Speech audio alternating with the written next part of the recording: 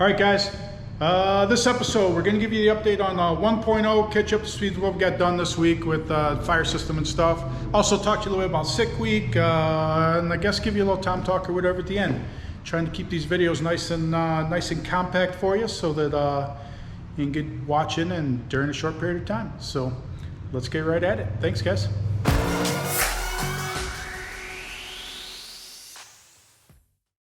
All right, here's the Friday update. Trying to keep these updates obviously shorter than, see, there's it obviously again after I just talked about it.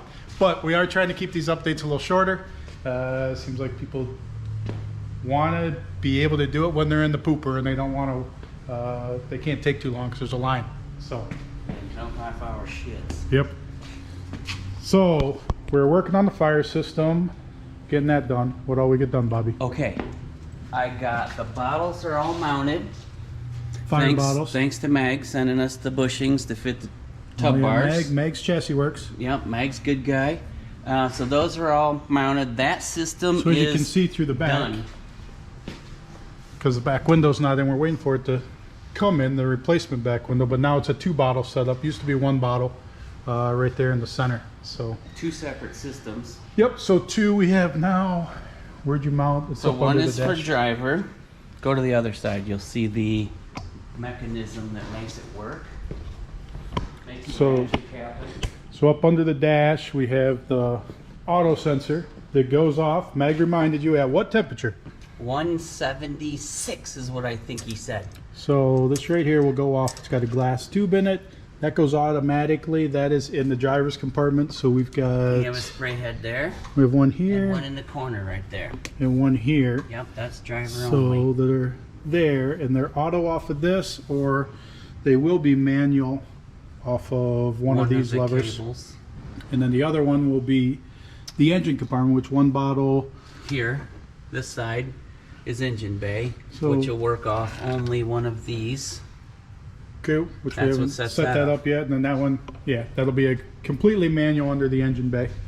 And then... And we're plumbed through from that system over to here to right here for right now. I have a line running across to do the other 2 nozzles on that side of the engine bay. So right here is the first T.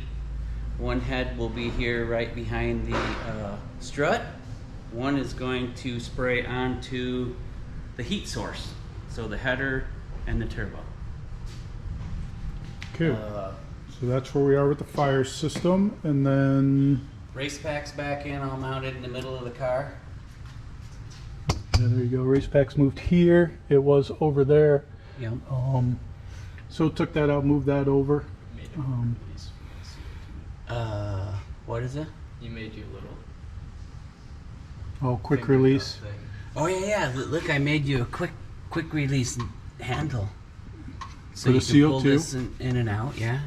Updated some of those lines because that Yeah. used to be the clear. Rerouted a bunch of stuff, made it look a little nicer.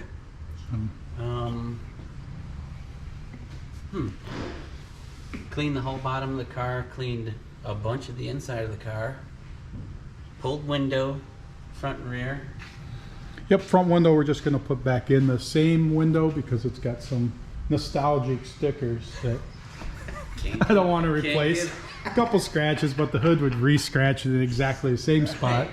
And then Bob Proglass out of Chicago is cutting a new rear window and getting that out to us, and then we'll replace that. And Bob said he's going to like trim it up better. It'll so fit a lot nicer than the one that was in there. It won't have wood screws in it either. yeah, so It's no gonna more Zeus in and out now.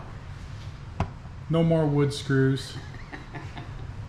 There's also, Bob hasn't messed with this at all yet because I can No. see that's still got the old No. clips on there. And then we actually did order, or we didn't order new They're on chutes. back order. but Gotcha. New shoots will be on their way. So we got new chutes on the way to replace those. Those were the original chutes, still say Pro Charger from when the car was built. So as Cleese can attest to, they weren't always reliable any longer. So we're going to just change that out. But so that's where we got with 1.0 this week. Sick week. Sick week dates were announced. February 6th through the 11th. So coming up here in about 4 months. It is starting Bradenton Motorsports Park. Now there is a longer video, describes some of the rules, a lot more detail about a lot of stuff went into the event. That's over on the Sick the Mag YouTube channel, newly created deal. So do me a favor, go over there, subscribe to the channel. You don't have to watch the whole video. That one's like 40 minutes long. But if you want information or you're really looking at participating in the event, then definitely watch the whole video because there's a lot of good information in there. But I'll give you the quick recap of what it's going to look like. It is in Florida with South Georgia Motorsports Park. So Bradenton Motorsports Park in Bradenton, Florida. That's where we're going to start at. February 6th is check-in and test day. Check-in test day there for testing. The actual event will start Monday morning, Bradenton, and we will run in the morning through early afternoon. Then we're going to make a trek towards Orlando for Orlando Speedway. On the way there, we're going to stop at Disney Springs is the plan.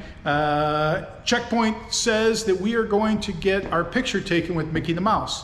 So I don't know if we can get the real Mickey. We got to get somebody in a costume or get somebody that looks like Mickey. But the idea is that that is going to be your checkpoint picture or photograph or whatever you call it. And then that you have to post on social media. Something we're going to do different for this event than other events in the past. I have all the pictures on my phone that I've used at checkpoints over the years, and the only thing I ever did is showed them to the person that was making sure that I went through those checkpoints. So we're going to do something different with it, and we're going to have those posts on social media. So now when you turn in your time slip and stuff the next day, you're going to show your social media with the picture on it. Now, if you don't have a social media or something, you're going to have to use somebody else's. Somebody's going to have to do it for you. Not sure how we get around that, but one of those things that's what we'll do. So that's Orlando. So we race in Orlando Tuesday morning. We're going to make the trek over to the coast. We're going to go up past Daytona Beach and work our way to Gainesville. Checkpoint there is going to be somewhere along the beach, maybe the Kennedy Space Center or whatever that is, the NASA, where they launch the space shuttles.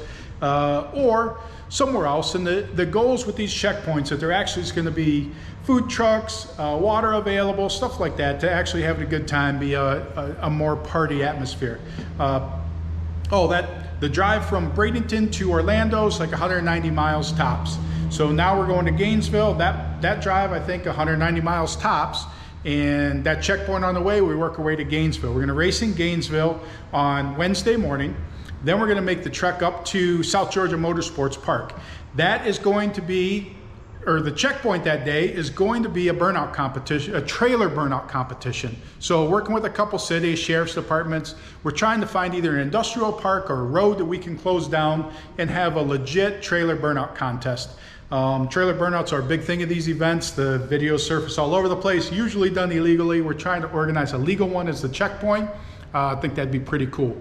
So then when we leave there, the trailer burnout, then we're going to South Georgia Motorsports Park. We're going to get up Thursday morning, run at South Georgia Motorsports Park. And when we leave there, after we get our runs in, then we're going to make our way down 75 to Don Garlett's Museum. I got to talk to Don Garlitz on the phone last week to organize it and talk to his other guys, like the manager and stuff like that since then. But pretty cool. I had Don Garlett's cell phone number, talked to him on the phone for like 45 minutes. One of the coolest conversations of my life. I mean, that dude is like, he is the man. Like, he's done so much in this sport, for this sport, all of it, and still adding to this sport now, even at his age, which he's old. But we're going to hang out there. Food trucks, that is going to be a party Thursday night. Hanging out there, we're staying at hotels near there. That's 160 miles from South Georgia Motorsports Park. Then we're going to get up Friday morning and we're going to make our drive to Bradenton for the final day. Well, we're not going to race until the afternoon at Bradenton, so that's why we can make that drive in the morning, 125 miles, and get down to Bradenton, and that's where the finals will be. And when the finals are all said and done, then we're going to have award ceremony, big party, stuff like that.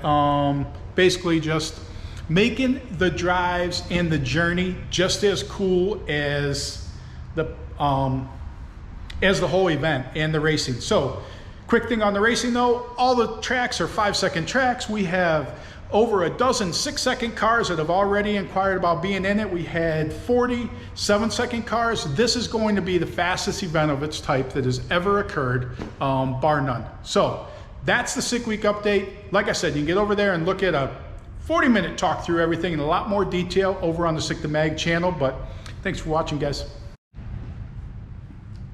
All right, today's Tom Talk.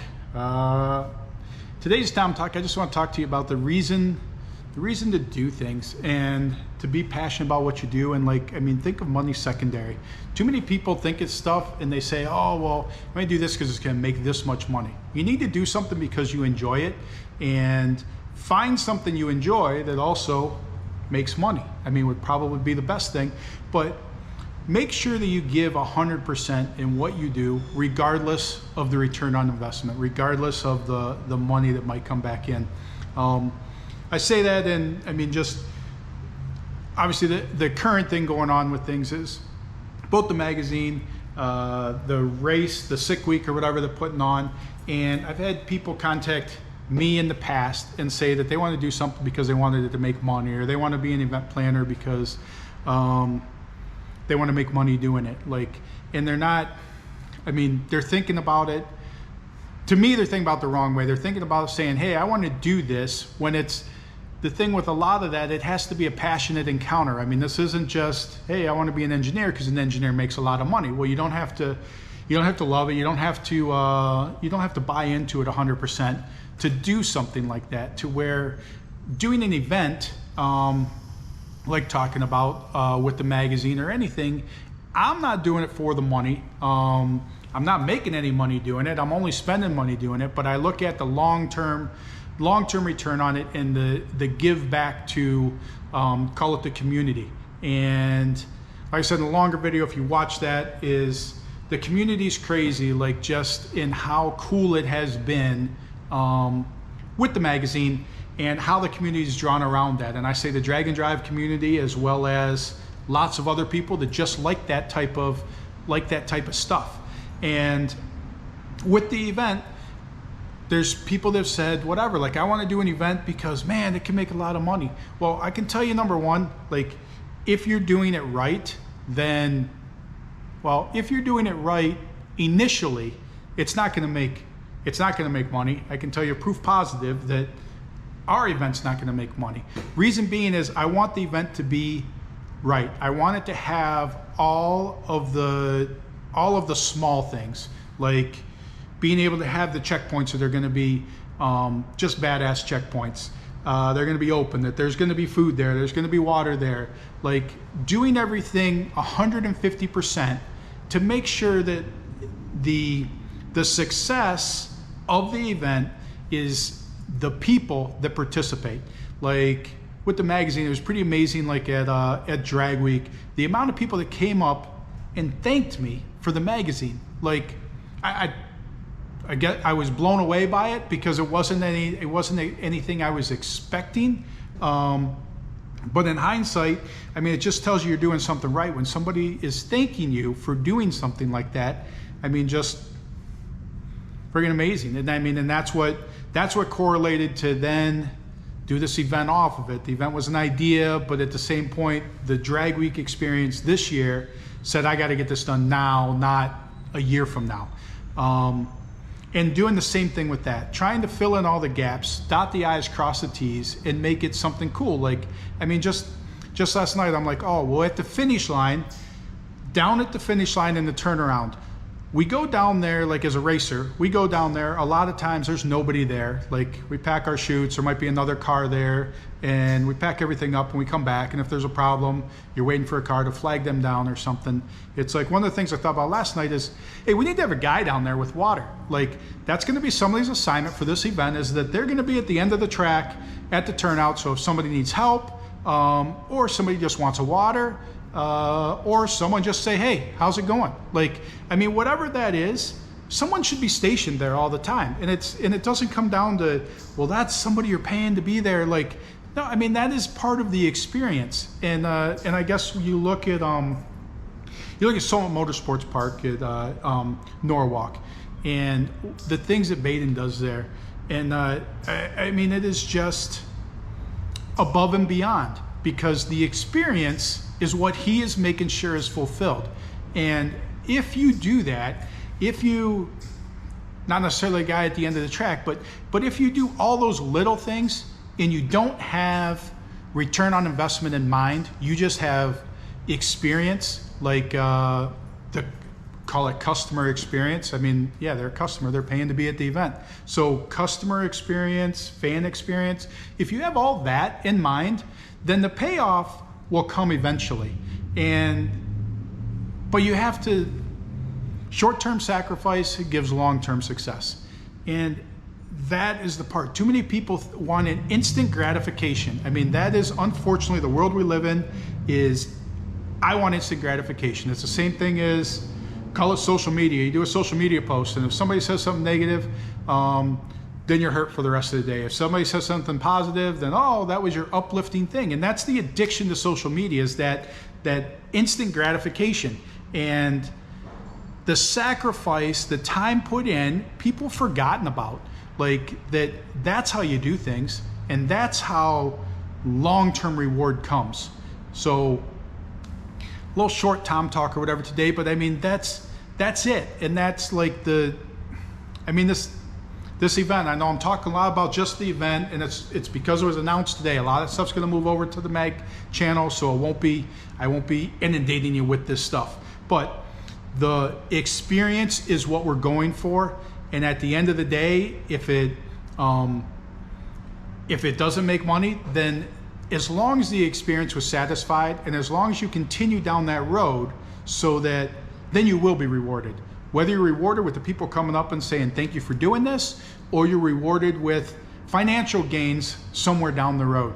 I'm fortunate that I have my regular job, so I can do some of these other side projects for the love of the project, and look for that long-term reward. A lot of people aren't in that position that they can afford to let one job basically pay for something while they go after a dream or a something that they just feel is a give back to everybody involved. And that's what this stuff's about. And that's why, I guess, that's why whatever. I mean, I'm so excited about it, and talking about it is because the response has been ridiculous. How much people love it, how much people are excited about it, and that's what it is. So that's my Tom Talk for today. I appreciate you guys watching. I appreciate you guys subscribing. We just went over 80,000 subscribers. We've only been doing this for about 6 months. Get over, like I said, to the Sick to Mag YouTube channel. Basically just started up, and give that a like and a subscribe and a comment if you watch the long video on there. I can't say enough. You guys are what make this happen. Thank you.